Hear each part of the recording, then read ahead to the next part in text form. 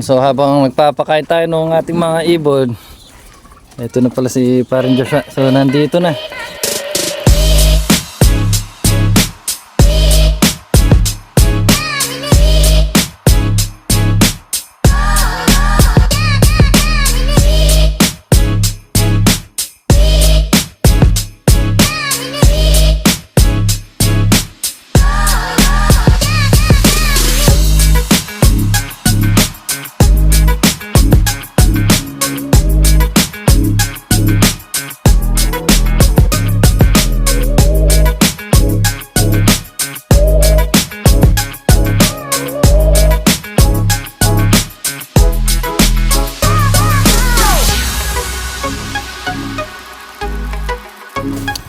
Kawawa yung ibon. Ito.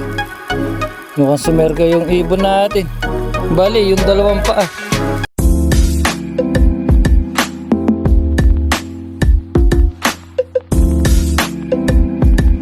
At ayan, so nandito na tayo ngayon sa ating loft dahil nabibigyan natin ng patoka yung ating mga breeder. Ayan, so alas 12 na ng tanghali at ngayon lang tayo nakapag-video.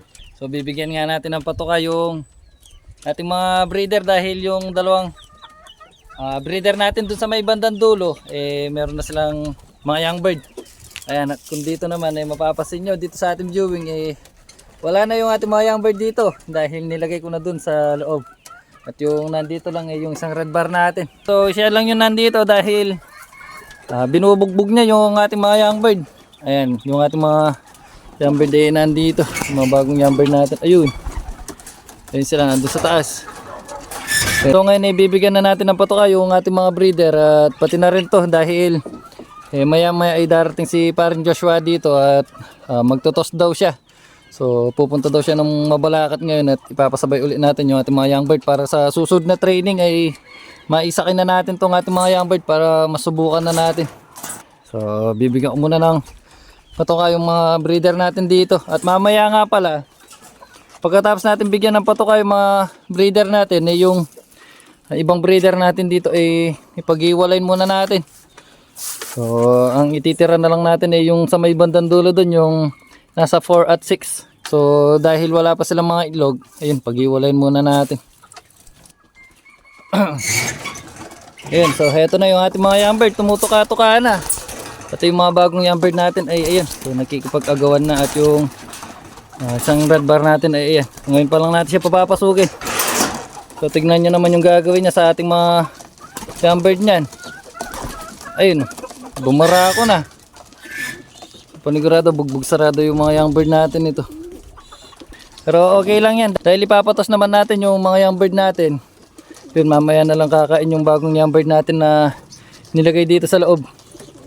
Ayun o, tinutuka-tuka na yung mga young bird natin. Yun, so habang magpapakain tayo ng ating mga ibon, ito na pala si Paring Joshua. So nandito na. At yung ating mga ibon yung mga young bird natin, ito. So hindi pa sila tapos kumain. Si papatos natin sa kanya yung 6 na ibon. Yung ating 6 na young bird. Bayan pala may sagila pala training rig yan Yan, so ito na si Paring Joshua. Bahbayatan kayo mo? Yari no siguro may kanin. Ngayon, bayo ko likod. Dinin ako pang mix. Sige, itong nibalik ka na. Wow, ayan. Ayan si Paring Joshua. Kaya nakapila siguro yun. Saan? Bandang dukong. Oo, sige. Yun, so tapos na kumain yung ating mga young bird ngayon kukunin na natin para makaalis na si Paring Joshua. Baka may pupuntahan pa siya. Ayan no, lamuno rin itang binyaw kang boson kapatid ni Ini. Ini naman, yung piyangar. Minute mo gingaya. Wow. Yung ako pinasabi kayo, Ini, yung piyangar na rin tapi may finisher ko Santana. So heto na yung ating mga young bird at yun, ililipat natin dito sa dalang training box ni Paring Joshua. Okay lang mo. Yan ang tapong yan. Yamog buo. Pag-take out mo yun na. Yung pag-nortigay nga. Damo lang po ito. Ating masura ka tawa.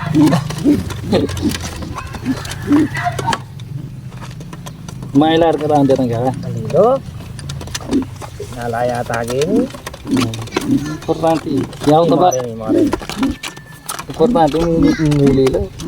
Marin lang katawan. Ang tametong ko talaga tataba. Atin talagang kalapating niya tataba. Ang pipicture ada ito tuning. Tuning dari itong mga.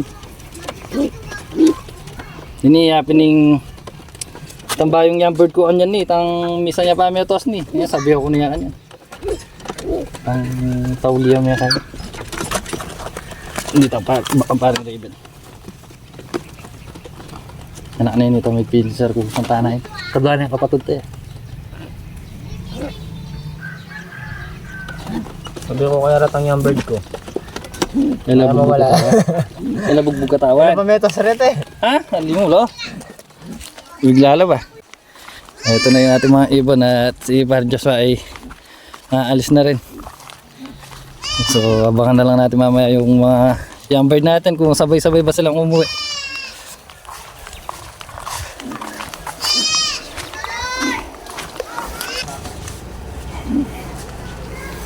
Ito na yung ating mga ibon. So dinalagay na sa service ni Parin Joshua at yun. So yung dalalang ibon yung sa atin. Yung kanyang ibon sinakay pala kagabi sa training kaya ngayon yun nakapahinga yung kanyang mga ibon.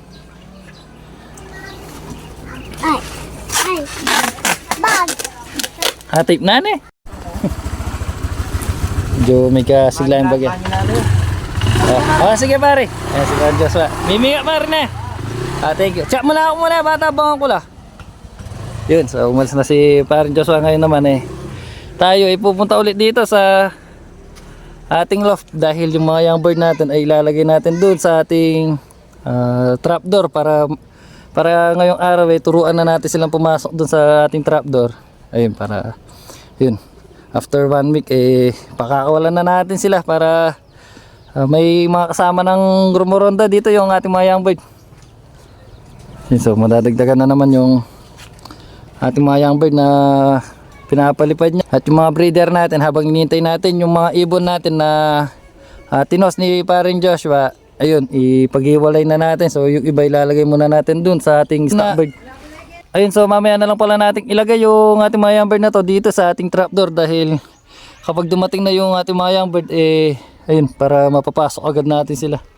Kasi baka itong mga bagong young bird natin pag nilagay natin dun sa ating trapdoor tumambay lang sila dun. Baka mamaya makalimutan natin at makapitik sila. Dahil itong mga young bird na to sa laki nilang to pwede nang pumitik itong mga to. At yung mga breeder natin dito mamaya na lang din natin pag-iwalayan kapag dumating na rin yung ating mga young bird. At yung dito nga pala natin yung sa cage number 4 natin. So napisa na nga yung dalawang itlog nito. Ay sa cage number 3 pala. Ay so number 3 pala yung cage dito. Ayun, so napisa na yung dalawang itlog dito. So may dalawang young bird na naman tayong hinihintay na lumaki nito. At yung dito naman malapit na rin mapisa. Yung dito sa cage number 6 natin. Ayun, at mamaya nga pala, ayun. Habang hinihintay natin yung mga young bird natin, tignan muna natin yung mga itlog ng ating mga alagang bibi na nandun sa incubator ni ate. So kagabi nung sinilip ko yung mga itlog may mga bitak-bitak na. So tingnan natin mamaya baka may napisa na. At yung mga natira dun sa mga unang itlog na napisa ay nandun sa likod ng bahay. So bali 3 na lang yung natira dun. So mamaya ipapakita ko at tingnan natin yung mga itlog nga kung meron nang napisa sa kanila ngayong araw. Ayun, so heto, nandito nga yung 3 sisiw ng ating mga alagang bibi. Ayun, so heto na lang yung mga natira dun sa may higit 20 na itlog nung nakaraan. Ayun sila. Ayan. So ngayon naman titignan naman natin yung nandun sa incubator ni ate kung may napisa na ba. Ngayon naman papasok na tayo dito sa kwarto ni ate at para makita natin yung itlog ng ating mga alagang bibi. Yun. So ito na nga yung incubator niya at ngayon tignan natin. Ayun! Ayun, no, nakakatuwa naman. Pagbukas pa lang nung ilaw ng ating cellphone, ito na yung bumungad sa atin. Ayun, no, ang dami na naman. 2, 6. So meron na naman tayong 6 na sisiw na palalakhin ngayon. Ayun sila. 6. So, ayun. So meron pang ilang mga itlog na hindi pa napisa.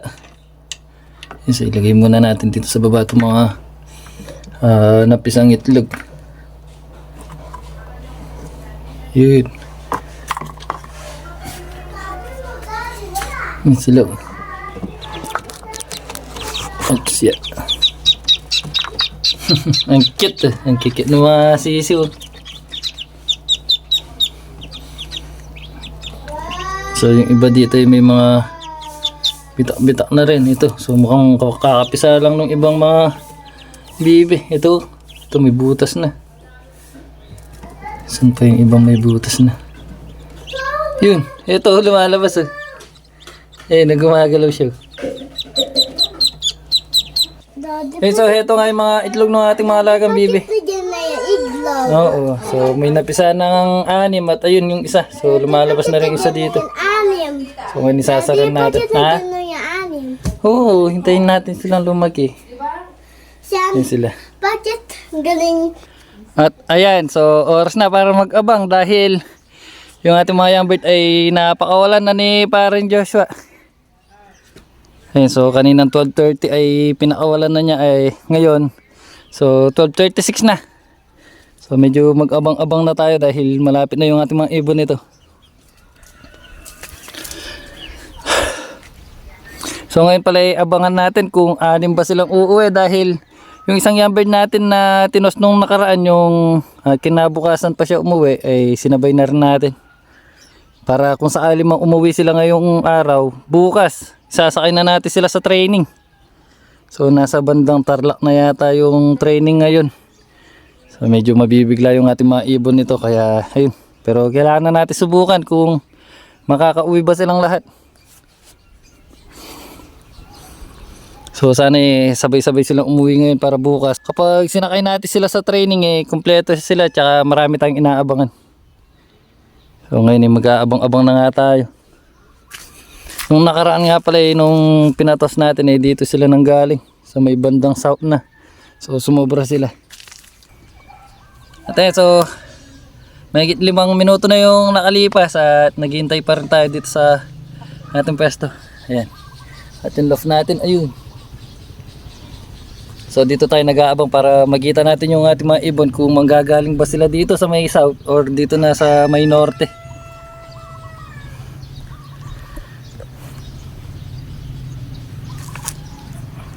So sana sabay-sabay silang umuwi para matuwa naman tayo. At sana hindi maligaw yung isang young bird natin. Yung isang beses pa lang natin na naitos. Yan, so magsasakay na tayo sa training para mabatak na yung ating mga ibon tsaka para may inaabangan tayo. Yan, so wala pa sila.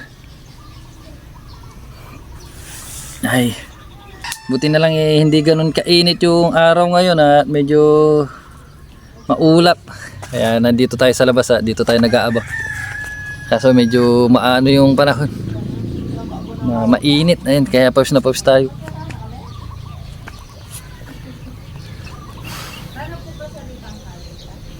Yun, yung loft natin ayun, napakatahimik.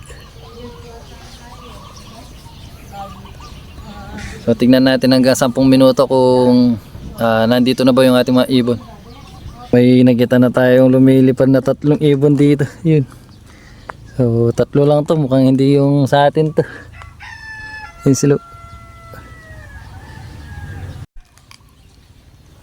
Yun na, so 10 minuto na yung makalipas, so wala pa sila. So hindi kasi natin sila na itotos kaya yun, natatagal na sa pag-uwi yung ating mga ibon. At abangan din pala natin kung meron tayong bihag na huhulihin mamaya. So tingnan natin kung merong kasama ulit yung ating mga young bird na dadapo dito. So kasi nung nakaraan kapag tinotos yung ating mga ibon may kasama silang umuwi dito, may kasama silang bihag. Kaya ngayon tingnan natin kung meron silang kung meron ulit silang kasama bihag or yung sa atin ba yung mabibihag. Yun na, so mahigit 10 minuto na nga yung nakalipas wala pa yung ating mga ibon. So shoutout nga pala kay Paring Joshua. Ayun. So So maraming salamat ulit sa pagtos nung aking mga ibon. Ayan, so ingat ka sa pag-uwi. Yun. So may mga ibon na umiikot-ikot dito. Kaso yung mga sa atin ay wala pa. Yung mga ibon natin ay wala pa. Ayun, so 20 minutes na yung nakakaraan. Ayun, so 20 minutes na at wala pa yung ating mga ibon. So dito nga lang pala sila na ito sa may Mabalacat. So ang lapit lang ng Mabalacat pero natagalan pa rin sila. So bukas ay masusubukan natin yung kanilang tibay kung uuwi ba sila agad. So ngayon ang release pa lang nila ay dito lang sa may Mabalacat. So 20 minutes na eh wala pa sila. Yun, so umikot man sila dito eh wala pa. So bukas eh talagang abangan natin sila bukas. So medyo mabibigla sila bukas kaya ayun. So sana umuwi silang lahat. Ayun. So heto na yung ating mga ibon. Ayun, sabay-sabay sila. Ayun, ang gandang tignan. Heto na sila. Ayun, saktong 6 yung ating mga ibon. Ayun. Ayun, so sabay-sabay silang umuwi. So ngayong araw eh wala silang kasama. Ay! Hala! Mukhang bumagsak yung isang ibon natin. Ayun, so medyo nagmamadali tayo dahil mukhang nadisgrasya yung isang ibon natin. Halay! Patay! Mukhang sumerga pa yung isang ibon natin. Ayun o. Ayun.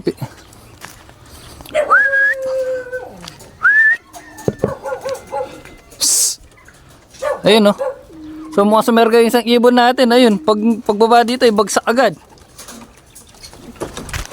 Ayun, so papasukin ko na para kita na natin yung ating isang ibon. Ay!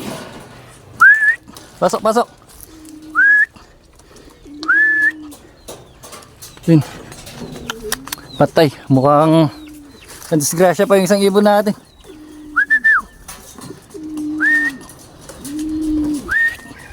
Ayun oh. Isang ibon natin, ala, yung gift bird pa natin kay paring Raven yung nadisgrasya.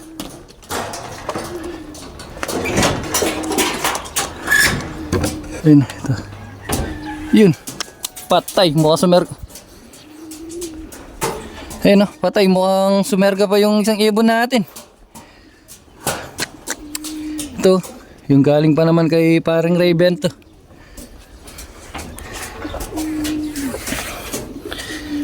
Ayan. So papasukin ko muna sila para ma-check natin yung ibon natin. Ito yung ibon. So tadukutin ko na lang. Ayun. Ay! Patay. Bali yung paa.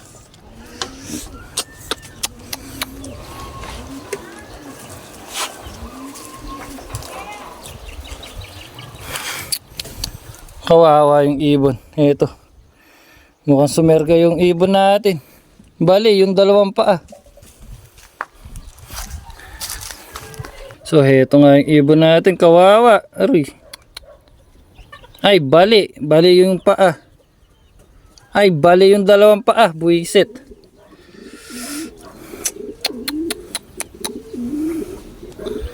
Anong tipa lang. Ayun. So sumerga yung ibon natin. Ayun, nadali yung 2 paa. Nabali. Ayun. Ay.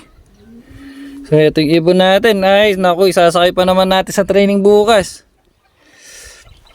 Ito nga yung gift bird natin kay paring Raven. So shoutout kay paring Raven. So pare. Ayun, sumerga yung ibon mo. Ayun o, dugo. So ngayon yung gagawin ko, gamutin ko muna to at papasukin ko muna yung ibang young bird natin na nandito pa sa labas. Ayun, so heto nga yung ating ibon. So ang gagawin natin ngayon katulad pa rin nung dati. So dati natin ginagawa pag meron tayong ibon na nababali yung paa. Kaso yung ngayon 2 yung kanya nabali. So dati kapag nabalian ng paa yung ating mga ibon 1 lang. Kaso nga ni dalawa. Ang gagawin natin ngayon, ayun. So, lalagyan pa rin natin ng tingting para hindi magalaw yung kanyang pa. Tapos itatali na lang natin. Kaya babalutan na lang natin ng buo yung ating ibon para makarecover siya. So, siguro hindi muna natin siya pakakawalan. So, tingnan natin kung makarecover siya na sa loob ng 1 linggo.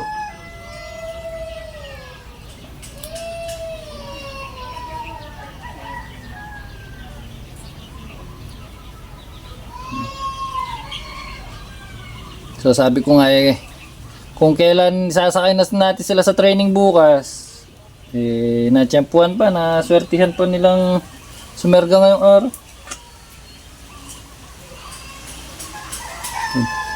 So wala tayong tape na puti, kaya ito na lang gagamitin natin. Pero bago pala natin siya lagyan ng stick, yung parting may sugat, ito. So lalagyan natin ng ganito para tumigil yung pagdudugo. Yun. Ayun. Pati yung kamay natin nalagyan.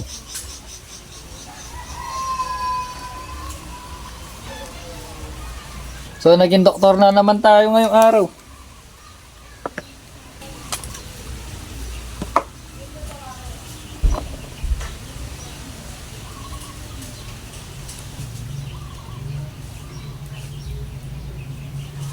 One eternity later.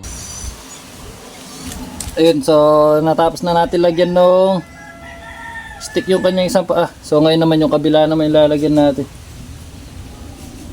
Ito, nabali rin yung isa. So yung isa hindi naman siya masyado malala. Hindi naman siya baling-bali talaga. Pero yung isa talaga ano siya, yung baling-bali. Yung naan siya parang yung paa niya, yun, ganto-ganto na lang. Ganto-ganto. Yung isa naman medyo matigas pa naman siya. Pero lalagyan na rin natin ng stick at iti-tape na rin natin.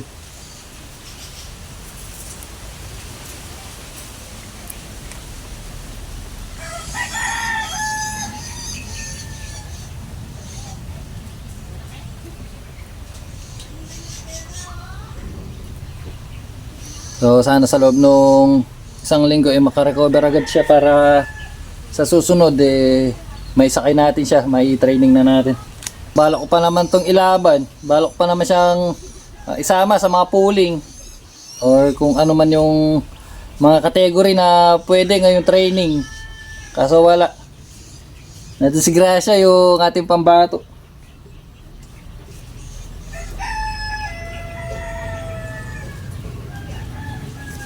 Pero malay natin, baka pag naka-recover to babawi naman.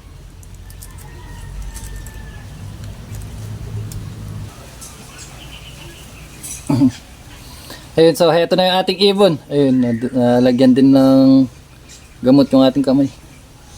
So heto nga yung ginawa ko sa kanya pa. Oh, ayan. So nilagyan natin ng stick yung parting may ano niya, may bali. Yun. So may dugo pa siya dito sa may bandang likod. Oh, huwag ka nang malikot.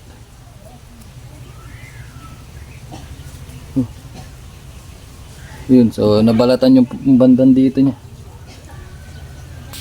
Yun. Yun.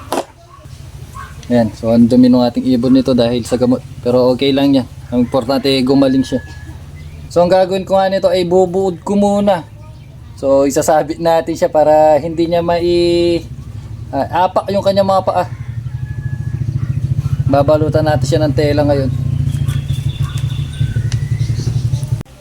Bali, ganito yung gagawin natin yan. Babalutan natin yung kanyang katawan nung tela. So sinira ko pa yung damit natin para lang mapagaling yung isang ibon natin.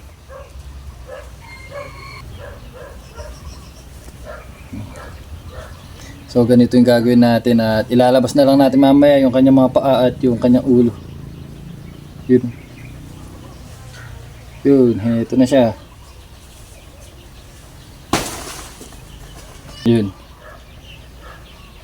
So ganito yung naging itsura ng ating ibon at itatali na lang natin.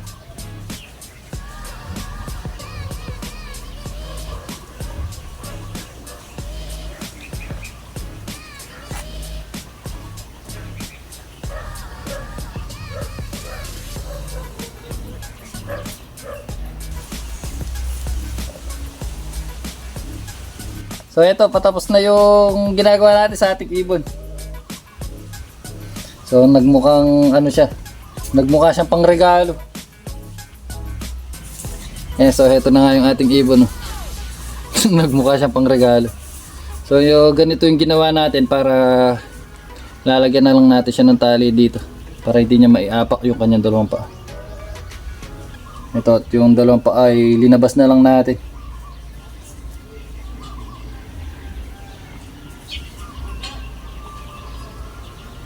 So sana makarecover agad yung ating ibon. Medyo nag-aalangan tayo, baka hindi natin siya mailaro ngayon. Kaya sana makarecover siya agad. Para kung sakali man maihabol natin siya sa training, mailaban natin.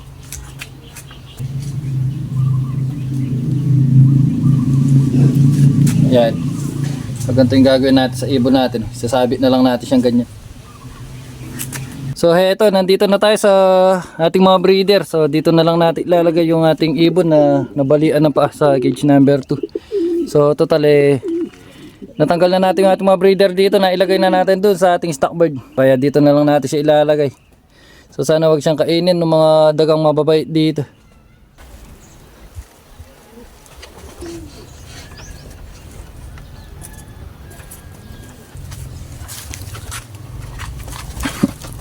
Ayun, so eto na yung ating ibon. So ganito na lang yung ginawa natin. Ayan, so sinabit na lang natin siya dito. Ayun. Ayan, kung makikita nyo, sinabit na lang natin siyang ganyan, at kapag pakakainin natin siya or paiinumin, yung mga lalagyan natin ay ipapasok na lang natin dito sa loob para makain siya at makainom. Ito, so ngayon ilalagyan muna natin siya ng tubig. Yun. Tapos ilalapit na lang natin. I-adjust na lang natin siyang ganito. Para kung sakaling gusto niya uminom, makakainom siya agad. Ayun. Ay, dito na lang sa baba. Ayan. So sana huwag siyang kainin ng mga daga dito. At ayan, so nalagyan na nga natin na first aid yung ating ibong umuwing may tama yung paa. So ngayon mamayang hapon balikan na lang natin siya, tignan kung kakain ba siya mamaya kapag magpapakain na tayo So sana kumain siya. So sana hindi siya magtampo sa nangyari sa kanya. Ayan, so balikan na lang ulit natin mamaya. So medyo ginabi na tayo sa pagpapakain ulit dito sa ating mga ibon dahil ayun, so umalis tayo at kakauwi lang natin. Ayan, so nakabalot pa tayo. So ngayon pakakainin muna natin yung ating mga ibon na tignan natin kung hindi ba mahihirapan tumuka yung ating ginagamot na isang ibon. Ayan, so tignan muna natin siya. Ayan, so heto na yung ating ibon. Ayan, ngayon bigyan muna natin siya ng patuka at para mamaya makapagpahinga na siya. So ito, at siya na yung unang bibigyan natin ng patuka. Para makain na siya. Ito, sana tumuka yung ating ibon. At sana hindi siya mahirapan. Oops, yeah. Yan, so heto na yung kanyang patuka. Yan, sige, kain na. So sana tumuka siya kahit kaunti lang para bumalik yung kanyang lakas. At sana sa loob ng isang linggo maging ayos yung kanyang kalagayan. Yan yung kanyang mga paa. So ayan na lang muna natin siyang tumuka dyan mag-isa. Siguro naiiya siya kaya hindi siya tumutuka. Ngayon ibigyan muna natin ng patuka yung ibang ibon natin. Ayan na, so nabigyan na natin ng patuka yung ating mga ibon. At yung ibon natin na pinapagaling hindi man siya tumuka or hindi pa siya nakitang tumuka. Yeah, so hindi ko pa nga nakita tumuka yung ibon na pinapagaling natin. So hanggang bukas tignan natin kung tutuka siya. Yan. So totally gabi na, tapos na rin tayo sa ating ginagawa. So dito na ulit tatapusin yung video natin ngayong araw. Yeah, so maraming salamat po.